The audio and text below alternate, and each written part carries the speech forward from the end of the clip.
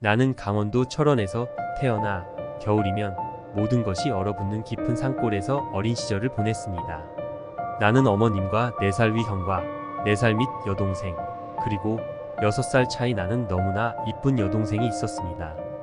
아버님은 일찍 돌아가셔서 아버님 얼굴은 잘 기억나지 않습니다. 하지만 아버님의 따뜻했던 손길과 웃음소리는 너무 생생하게 기억이 납니다. 아버님은 여동생이 홍역을 알아두어 사경을 헤맬 때 당신이 무능함과 답답함에 매일 우셨고, 어느 날 술을 한잔 하시고 안타깝게도 집 앞 호수에 빠져 돌아가셨습니다. 갑작스럽게 아버님께서 돌아가시면서 우리 가족의 삶은 더욱 힘들어졌고, 어머님 혼자서 삶을 책임지시기에는 너무 힘드실 거다라고 생각해서 나는 어린 나이에 어머님을 도와 일을 시작했습니다. 어머님은 참 따뜻하시고 현명하신 분이셨습니다. 힘드실 텐데 힘든 내색 한번 안 하시고, 멋진 건 그때 당시에 한자도 많이 아시고 글씨도 누구보다 이쁘게 쓰시고 재미있는 이야기도 참 많이 해주셨습니다. 나중에 듣기로는 부잣집에서 태어나 귀하게 자라셨다고 합니다. 삶에 있어 어머님은 나에게는 스승과도 같으신 분이셨습니다. 어머님의 가르침에 나는 어린 나이에 그렇게 성숙했나 모르겠습니다. 그래서 어린 나이에도 어머님을 돕겠다고 나서서 일을 했는지 모르겠습니다. 어릴 적부터 나의 꿈은 작은 농장을 운영하는 것이었습니다.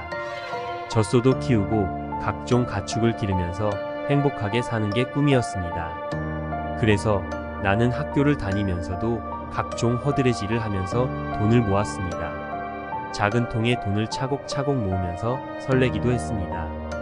하지만 고작 학생이 벌어야 얼마나 벌겠어요.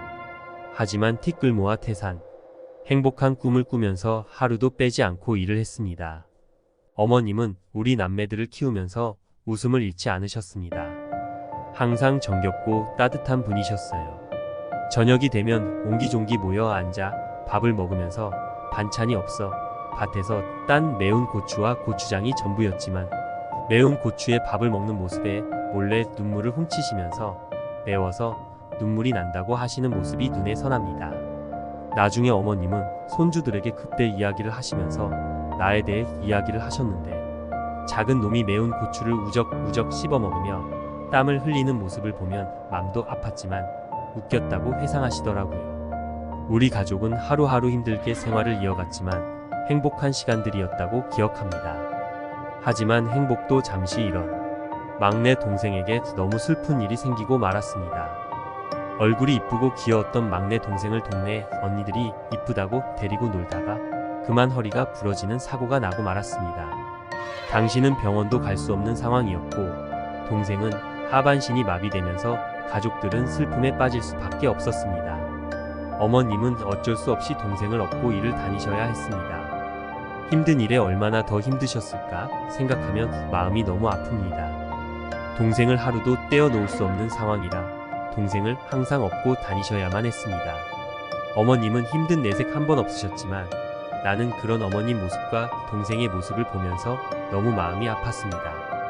이때 나는 더더욱 목표에 대한 결심이 강해졌던 것 같습니다. 나는 동생의 치료비까지도 벌어야겠다는 마음까지 먹게 되었습니다. 어느 날 어머님은 남매들을 모아놓고 어렵게 재운 이야기를 꺼내셨습니다. 너무 힘이 든 상황이라 우리 모두는 어머님 의견을 존중해드리기로 했고 이제 의지할 수 있는 가족이 더 생겼다니 안심이 되기도 했던 것 같습니다.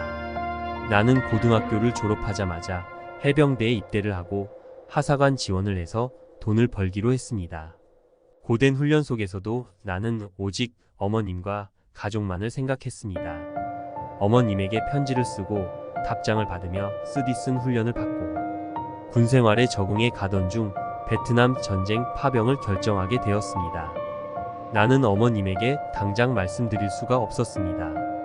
나는 배를 타고 베트남으로 이동하던 중 배 안에서 어머님에게 파병 간다는 편지를 써서 보냈습니다. 나중에 어머님께서 하셨던 말씀은 그 편지를 받은 날 하늘이 무너지는 느낌이었다고 하셨고 매일 밤 눈물로 하루하루를 보내셨다고 하셨습니다. 나는 베트남 전쟁 파병에서 번 돈을 모두 동생 병원 치료비로 사용해서 동생이 빨리 정상적으로 돌아올 수 있도록 해달라고 어머님께 보내드렸습니다. 전쟁의 포화 속에서도 하루하루를 사랑하는 어머님과 가족을 생각하면서 버텼습니다. 반드시 살아서 돌아가겠다고 다짐 또 다짐을 했습니다. 그렇게 하루하루 버텨 내가 파병이 끝나갈 무렵 즈음에서 나는 형으로부터 안 좋은 소식을 듣게 되었습니다. 사랑하는 나의 막내 여동생이 그만 세상을 떠났다는 소식이었습니다. 정말 하늘이 무너지는 것 같았습니다. 나는 정말 전쟁터를 벗어나 탈영이라도 해서라도 한국에 오고 싶은 마음이었습니다. 하지만 그럴 수 없었습니다. 그래서 더더욱 힘들었습니다. 나는 꼭 살아 돌아가서 슬퍼하실 어머님을 위로해드리고 나의 무사함을 보여드리고 싶었습니다. 다행히 파병 기간이 끝나고 나는 한국으로 무사히 돌아오게 되었습니다. 어머님은 나를 눈물로 마중 나오셨고 나의 생존에 너무 감사하고 계셨습니다. 그 순간만큼은 생존이 곧 효도였습니다. 이야기를 들어보니 막내 여동생은 내가 파병 나오고 얼마 되지 않아 하늘나라로 갔다고 하셨습니다. 하지만 내가 슬퍼할 생각에 말씀을 못 하셨다고 하셨습니다. 우리는 서로를 안고 한참을 울었습니다. 파병에서 돌아와서 얼마 후 어머님께서 나에게 봉투를 내미셨습니다. 그 안에는 그동안 내가 보냈던 돈을 한 푼도 쓰지도 않으시고 간직하고 계셨던 겁니다. 어떻게 목숨값을 쓰시겠냐고. 그 돈을 보태서 내 꿈을 이루라고 하셨습니다. 난 받을 수 없었습니다. 그 돈은 여동생을 위한 돈이었고 어머님을 위한 돈이었기 때문입니다. 어머님께서 가지고 계시라고 드리고 꼭 필요한 곳에 쓰시라고 했습니다.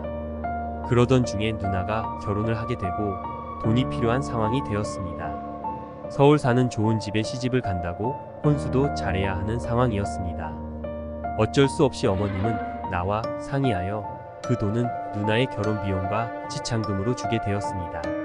어머님은 누나에게 그 돈은 목숨과 바꾼 돈이니 잘 살라고 몇 번을 말씀하시며 눈물을 흘리셨습니다. 다음 회에 계속